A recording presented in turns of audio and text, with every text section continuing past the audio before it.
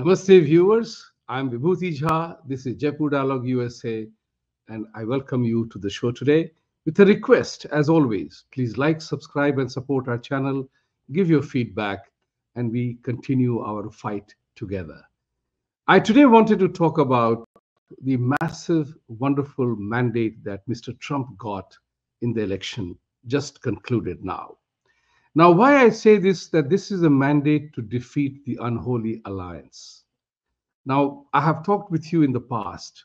Who makes up the entire triangle of Unholy Alliance?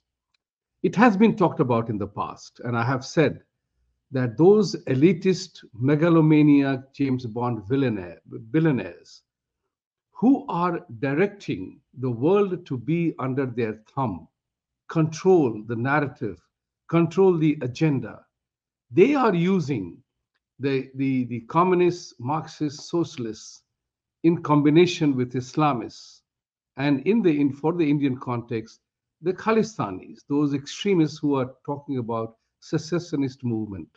These three groups of people, they want to defeat the process of freedom, democracy, by using democracy as a tool, freedom as a tool, democracy as a tool to defeat the very agenda of democracy. Now, what I mean by that, these group of people have identified that democracy can be managed by using freedom as a fault line of democracy. So, what do they say? They talk about fascism. Everybody, Trump was a fascist, Modi was a fascist, Trump was a Hitler, Modi was a Hitler. They talked about the fact that Modi and Trump are the threats to democracy, threats to freedom. And they wanted to control the mechanism of economic power that prevails in the capitalist society. Now, in India, what has happened is that as Prime Minister Modi makes an effort to open up the economy, bring the Indian economy to make India a powerful one by 2047, these very elements are trying to derail that process. They use every single tool of democracy to derail the process, malign the process, and attack through agitation, through violence, and everything else.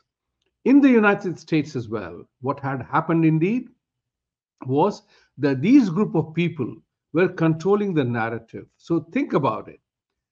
Just before election, on one particular day, they were while they were accusing Donald Trump for being a fascist and a Hitler, and that he was going to run the country aground with a war with everybody else, the reality was something else. The reality was that John Kerry, the czar of climate change, Hillary Clinton, President Biden, Kamala Harris, they were all talking about suspension of freedom of speech under the garb of misinformation. Think about it. The First Amendment that gives people the unmitigated right to free expression was being trampled upon by these very people under the garb of misinformation. This came right on the heels of Mark Zuckerberg admitting that he was pressured by Kamala Harris Biden administration to change the narrative in the previous 2020 election time or during their administration. You know that even Elon Musk took over Twitter, spent his own $40+ billion to give right of center people a voice. He was being branded and he will be the ultimate evil. So issues are very important. These three groups of people, and I talked to you about that, elitist people, billionaires who were using their money to control various levers of democratic institution. George Soros is famous in America for having controlled state legislatures for the purpose of controlling the crime related situation. You know here that many people were let go because of the rules that were made during the new attorney generals that occupied the place. That's what was a problem. that these people were controlling the entire narrative in such a way that lawlessness became the rule of the law of the land. This was so tragic. Not only that, in many states, including my state of New York, the Attorney General would not prosecute cases of theft, of what do you call felonies, categorizing them as misdemeanors. This is what is important. This is how they were controlling the entire process to malign you and I, but protect their own. Those people who were causing the violence and the attacks on all the institutions around. Likewise, in the economic policies, the entire policy of Kamala Harris was called the freebie system, that they were talking about providing protection and money to illegal immigrants and causing mayhem in the society by giving tax credit to people who have many more children than otherwise. So many events that were happening, we were unawares of that. This was going on rampantly. They were forcing the economy to the socialist measures, things free. They introduced the concept of DEI to defeat a country that was based and formed on in search of excellence, where everybody was available, contributory to the process of making America wealthy. America is a capitalist country. This is where what made America what it is today, an economic giant. Think what happened. Everybody who comes to America wants to become rich. They are not coming here to live under poverty. They want to remain, they want to become richer by doing things that makes one entrepreneur, innovator to become wealthy in this part of the world. What did the socialist policy were doing?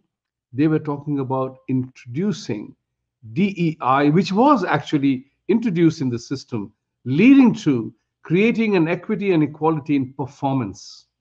You know, Kamala Harris was notoriously famous for making a statement that everybody has to get there. Everybody has to receive money to become wealthy here because performance didn't matter. So the country that was based on the principle of in search of excellence, innovation, research, that was being told, they're introducing the concept of basic minimum income. These are socialist measures. Socialism has not succeeded as a tool of economic prosperity anywhere in the world. But you had the likes of Bernie Sanders, AOC, and a whole lot of people who were trying to bring socialism in this country to destroy the very structure that made America great. That's the reason why President Trump's call to make America great again resonated well. Because what happened was, in the 4 years of his term, you had unprecedented economic growth. The real income, real wages were high. Inflation was at an all time low. Unemployment fell dramatically until COVID hit the whole world in a dramatic way. So, the point of the matter here is whose policies are good for the system. And that's what is important. Political, economic, and social upheavals caused by these people, what I call the Unholy Alliance, going on riot at the drop of a hat, and trying to bring about to destroy the very basic of America to be what it is today. People are willing to give. People are migrating to this country, not because of anything else, for two reasons: freedom as well as economic prosperity. What was happening? What began to happen here? That unmitigated, uncontrolled immigration, like caused a havoc in various parts of this country. They've brought in so many people, aggregated, they are more than this population of 30 states in this country. Now, let's bear this in mind. America is 3 times larger than India. Just to take an example, it has 1/4 of the population. It is remarkably rich in resources. It has great infrastructure in place. It can absorb more immigrants. The question is what kind of immigration that we want. And the whole problem here is that instead of increasing the quantum and quota or the numbers of regular immigration, legal immigration, these people, Democratic Party was bringing in any number of people without vetting, without supervising, without making sure as to who is coming here. That was the problem. As an immigrant, I'm not against immigration. I'm against unlawful immigration. Because remember one thing, those people who break the basic law of the country, that you can't enter the country illegally, they will not respect your rule of law. That's very important to figure that out. And that's the reason why these people were showing fingers and indulging in violence, knowing full well that these Democrat run states, Democrat Party run states were very lenient on classification of the crime that they were committing. That was the problem. And therefore, I feel that Trump's mandate is very clear that somewhere along the line, through the process of making America great again, restoring the values that made America great, we will break the back of Unholy Alliance. Now, what is important here? I have said this many times that India and the United States are the two most prominent democracies of the world. Two most prominent democracies. I'm not talking about the big, strong, old, or new. They are two most prominent democracies. And what the leftist people were doing, what the elitists were doing, with the help of many other agendas, that to weaken the very structure of these two countries. They knew that if they are able to capture the political power in India and United States, they would make the whole world crumble to the leftist ideology. And that was very, very important because this is where the critical element comes into play. Breaking the back of capitalist system was the goal of socialist practices. And under that practice, you would not have the innovation and success that you would want to have. Otherwise, why don't you remain in the same socialist run country that you are living in or you were living in? Crime infested, poor economy, and everything else. So, this is what is important. Now, what has happened? Modi ji survived in 2024. And now he has a 5-year term. The freebie culture that socialism promises to everybody, that everything will be state run, managed by the state, and everything will be free, was gone. And that's what is important here. In America, too, if Kamala Harris had won, she was an avowed socialist avowed socialist in her very basic way of thinking. She was talking about bringing equity and equality. Remember one thing, we are all different. This is the essence of the way of life. God made us all different in our looks, in our abilities, in our proclivities, in our talent, in our skills. We are all different people. The very tenet of the freedom is to respect and acknowledge and accept the individual differences. Not everybody is 6 feet tall or wears a 9.5 shoe. They are different. If you do not respect and accept the individual differences, the entire conversation of equality is meaningless. And that's why it is important. Now, Mr. Trump has won. The leftist, Islamist, and all those ideologies will have a bigger fight on their hand because Trump is here for 4 years and Modi is there for 5 years. And you are looking at a scenario that the world is waking up to the reality that the excesses of violence, excesses of leftist ideology, which has never benefited any community in the world, they will have a tougher time. And that's what is important because soon after Trump's second term, you have a very strong likelihood of J.D. Vance, stepping into the next election cycle. J.D. Vance is a Republican, and there is a very good chance that the policies that Mr. Trump will follow, in conjunction with many other global leaders, will lead to the weakening of the Unholy Alliance. And that's what is important. Thank you very much for watching.